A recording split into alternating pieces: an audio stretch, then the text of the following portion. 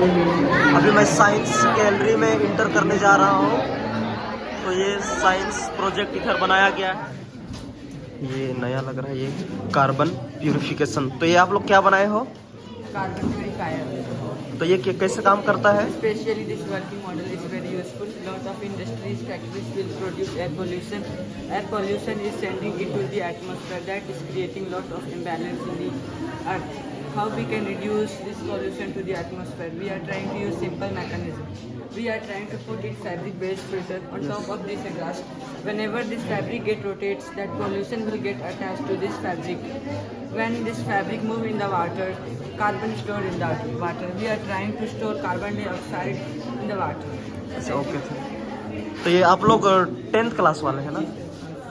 तुमको भी कुछ कहना है?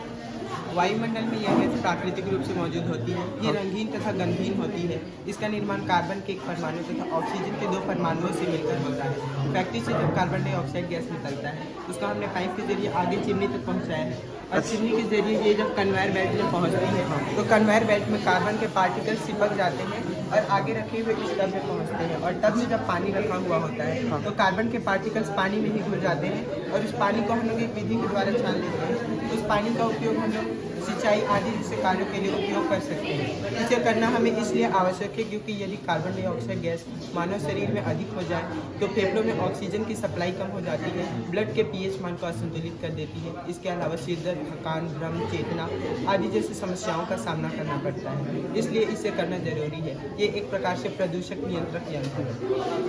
Thank you, thank you. ये 10th क्लास के हिंदी मीडियम के बच्चे लोग हैं।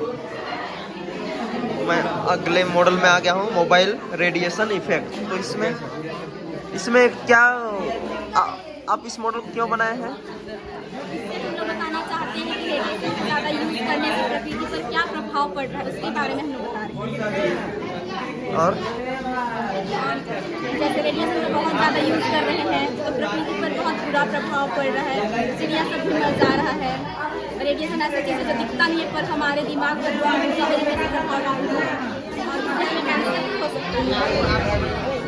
इसलिए हमें इसका ज़्यादा यूज़ नहीं करना चाहिए। और हम जब मोबाइल का यूज़ करते हैं तो अपने से कम 1 फुट की दूरी में रख करके ही यूज़ करना चाहिए। इसलिए आप मोबाइल रेडिएशन इफेक्ट का मॉडल बनाए हो। Thank you. इसके बाद आ जाते हैं हम लोग फंक्शन ऑफ किडनी। ये आप क्या बनाए हो? किडनी बनाई हुई मनुष्य का किडनी लगभग 4 इंच लंबा, 3.5 इंच चौड़ा और 250 ग्राम वजनी होता है। तो हम जानेंगे ये काम कैसे करता है।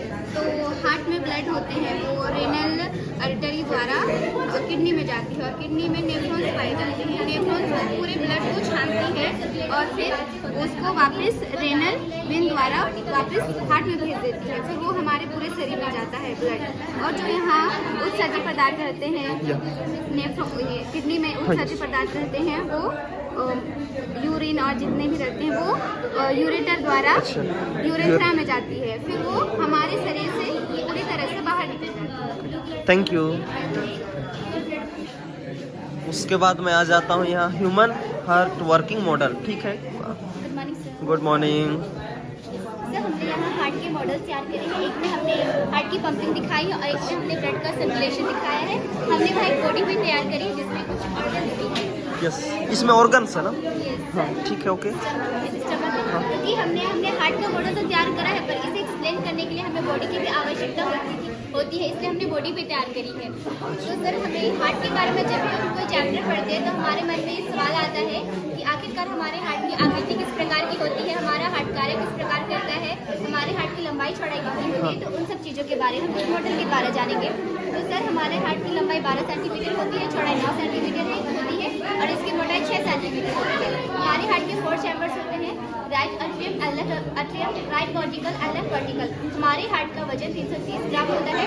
हमारे हार्ट 1 मिनट में 72 बार प्रति मिनट की दर से धड़कता है और जब भी व्यक्ति एथलेटिक्स में जाता है तो उसकी सतत दर 200 बार प्रति मिनट की दर हो जाती है। तो सर अभी हम इसकी कार्यविधि के बारे में जानेंगे कि आखिरकार हमारा हार्ट कार्य किस प्रकार करता है। हाँ, ये कार्य करता है ना ये? Yes sir. हाँ सर जब हमारा हृदय संकुचित होता है हमारा हृदय थोड़ा संकुचित होता है, ये पूरा संकुचित हो जाएगा, ठीक हाँ, है। हाँ। उसके तुरंत बाद निलय ऑक्सीजन युक्त रक्त का प्रवाह फुफ्फुसीय शिरा से हमारे बाएं आलिंद में करता है। Yes. फिर वहाँ से द्विवल्ली कपाट द्वारा बाएं निलय में महाधमनी से पूरे शरीर को पंप किया जाता है, जिससे हमारे शरीर को खून मिलता है। और जो अशुद्ध रक्त बचता है वह हमारे शरीर के विभिन्न अंगों में महाशिरा से दाएं आलिंद में पहुंचता है और वहाँ से त्रिवल्ली कपाट द्वारा दाएं निलय में प्रवेश करता है।